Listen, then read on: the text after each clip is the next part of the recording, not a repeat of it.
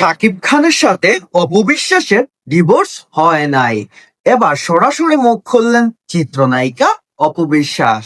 সংবাদ মাধ্যমে এসে চিত্রনায়িকা অপু বিশ্বাস জানালেন, শাকিব খান এবং তার মধ্যে যতটুকু দূরত্ব সৃষ্টি হয়েছে সেটা শুধু সন্তান নিয়ে, কিন্তু তাদের মধ্যে এখনো পারিবারিক বা আনুষ্ঠানিক বা কাগজে কলমে কোনো ডিভোর্সের কথা এখনো আসেনি।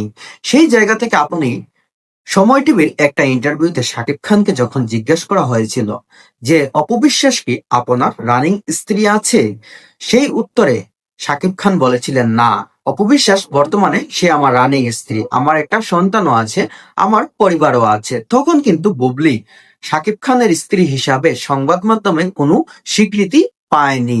তখন শাকিব খান নিজের মুখে সেই কথাটা স্বীকার করেছিলেন যে অপু বিশ্বাসকে তিনি স্ত্রী হিসাবে মেনে নিয়েছেন, তার একটা সন্তানও আছে, তিনি সবকিছুই পারিবারিকভাবে মেনে নিয়েছিলেন।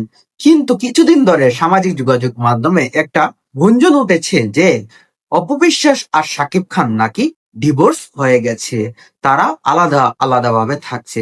যদি তাদের ডিভোর্সই হতো তাহলে কিছুদিন পর পর আমেরিকায় কেন শাকিব খান অপবিশ্বাসকে নিয়ে চলে যায়, কিছুদিন পর পর সিঙ্গাপুরে কেন শাকিব খান অপবিশ্বাসকে নিয়ে চলে যায়, আবার দেশের বাইরে বিভিন্ন জায়গায় গেল বড় ছেলে জয়কে সাথে করে অপবিশ্বাস কেন শাকিব খানের পিছু পিছু চলে যায়। এটাই অনেক রহস্যের একটা বিষয়। অনেকেই জানেন না শাকিব খানের সাথে অপবিশ্বাসের বর্তমানে মানে স্ট্যাটাসটা কি।